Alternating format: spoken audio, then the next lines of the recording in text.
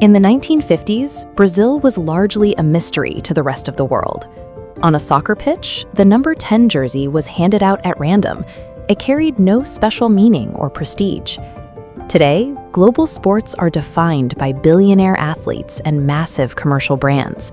Every one of these modern empires traces its origins back to a single person. When he visited the United States, Ronald Reagan greeted him by saying, "My name is Ronald Reagan. I'm the President of the United States. But you don't need to introduce yourself, because everyone knows who Pelé is." Even Muhammad Ali, perhaps the most famous man on earth at the time, was acting like an awestruck fan in his presence, embracing him with genuine wonder.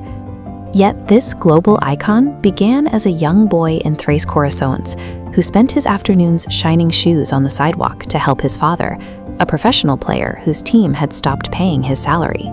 How did a child from an impoverished family in an obscure town build the specific career path that every modern sports superstar now follows? The first reason he stands alone is his physical construction. He performed movements on the field that the rest of the sport wouldn't catch up to for another 20 years. He was obsessed with perfecting his mechanics. He stayed late after every practice to drill his headers and train his left foot until he was as dangerous with it as he was with his right. That preparation met the world stage at the 1958 World Cup in Sweden. At just 17 years old, an unknown teenager took the field and overwhelmed veteran international defenders. This chart shows the gap between a standard rookie forward and what Pelé achieved in that tournament. While most players struggle to find the net at all, he scored 6 goals in just 4 games. His 1959 goal against Juventus was never caught on film, but witnesses described it as a masterpiece of touch. He flicked the ball over the heads of 3 different defenders in succession, never letting it hit the ground before finishing. This level of physical execution forced a change in the sport.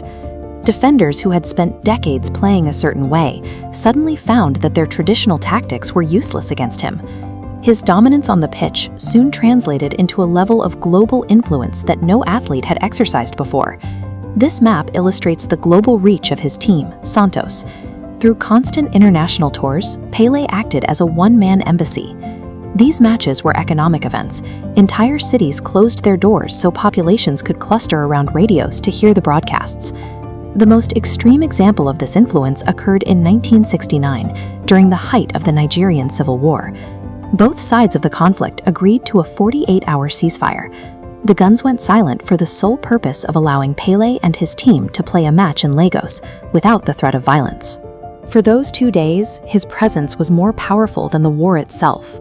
He wasn't just a player, he was the only person on Earth who could make both sides stop fighting. By the 1966 World Cup, rival nations decided that the only way to stop him was through violence. He was hunted across the pitch and fouled so severely that he was eventually carried off the field with injuries. He was so battered that he vowed never to play for the national team again. But back in Brazil, the military dictatorship then in power began applying heavy pressure, viewing his return as a matter of national importance. He eventually chose to return for the 1970 World Cup, viewing it as the final opportunity to define his career on his own terms. He joined a squad known as the Squadron. Although many people doubted they could still win, this group would eventually be cited by historians as the most talented team ever assembled. Throughout the tournament, he played with a level of vision and calm that dismantled Italy, Uruguay, and England. The final goal of that tournament is often called the most beautiful in history.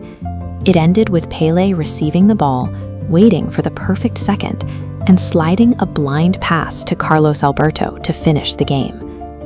That victory made him the only player to ever win 3 World Cups, a record that has stood for over half a century. Pelé eventually retired with 1,281 goals to his name, but the real measurement of his career is found in what he left behind for everyone else. He changed the way the world looks at the game. The number 10 jersey, once a random assignment, is now the permanent marker for a team's most creative and talented player.